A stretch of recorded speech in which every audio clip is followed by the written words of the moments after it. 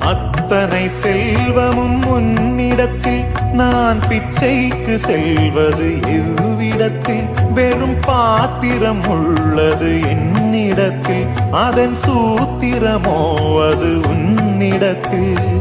ஒரு முறையா இருமுறையா